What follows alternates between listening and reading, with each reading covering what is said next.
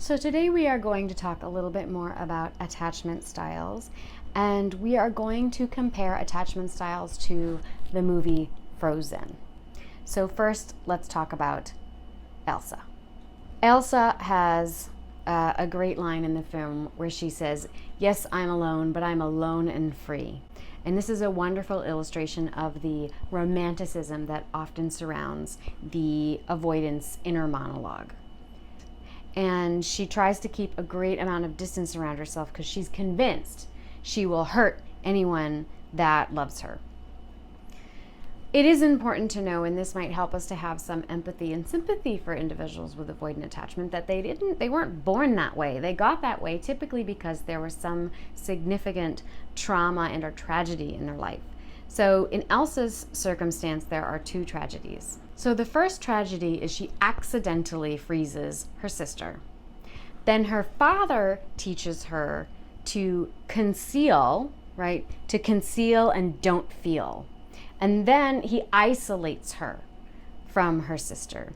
Secondly, when their parents die, Elsa's put to the test and she implements the only strategy she knows, which is, again, to conceal, not to feel. She withdraws and creates this distance and ultimately runs away, right, to build her new ice castle. She withdrew, and it was with good intention, but she had to confront a lot of fear all the way up until the end of the film before she could really allow herself to feel love again. And it was actually through Anna's sacrifice that she's finally able to experience that. So now let's take a look at Anna. Anna's attachment style is pretty evident right away. She immediately falls for Hans. She agrees to marry him after not even an hour. So immediately we see, their dialogue is, oh, love is so great, love is this, love is that. Anna is this romantic. She's looking for love. She's looking for attention. She wants that merged relationship with all the intimacy. And she will fall headlong into something without thinking about it in order just to feel that way.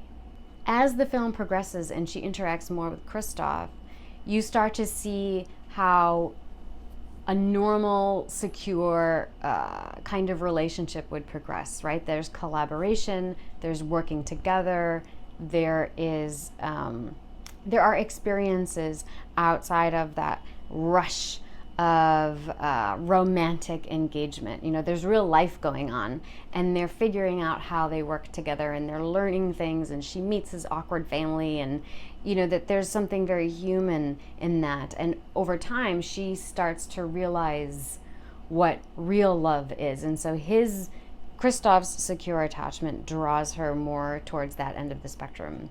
And he is who we will discuss next. So Kristoff also was orphaned, but he was taken in by the trolls. And we have this scene where they're kind of talking about him being a fixer-upper and whatnot. But overall, you get the sense that they're a very loving and stable home that he grew up in. Additionally, there is a scene where they are racing away from some wolves. And Anna says, I want to help. And Kristoff says, I don't trust your judgment.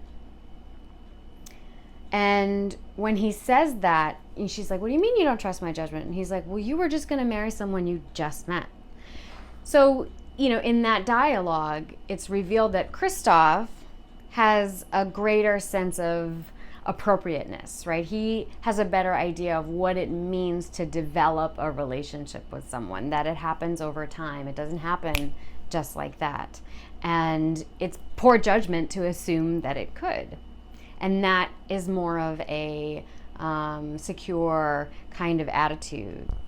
Lastly, we have Hans. He describes his childhood as being the youngest of 10 brothers, and that he had no chance for success. And so whatever his upbringing was, in his direction, he turned towards a more disorganized form of attachment, right? So Hans really represents a more pathological response to trauma. What can happen when someone is maladaptive to a profoundly negative experience, becoming manipulative, becoming power hungry, becoming overly concerned. with control as substitutes for love.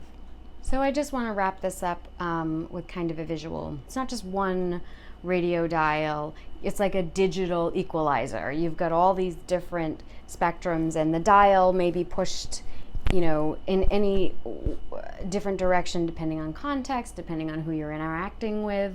You might think of it more as like an XY axis. We've basically created a plot. You could move around in any one of these quadrants based on your context, your history, because remember, these characters that we just discussed, they all had trauma in childhood. They all experienced loneliness to some degree, and yet they evolved in 4 different ways. And they can be molded by our adult relationships and experiences. And we're going to talk about that a little bit more in our next lecture.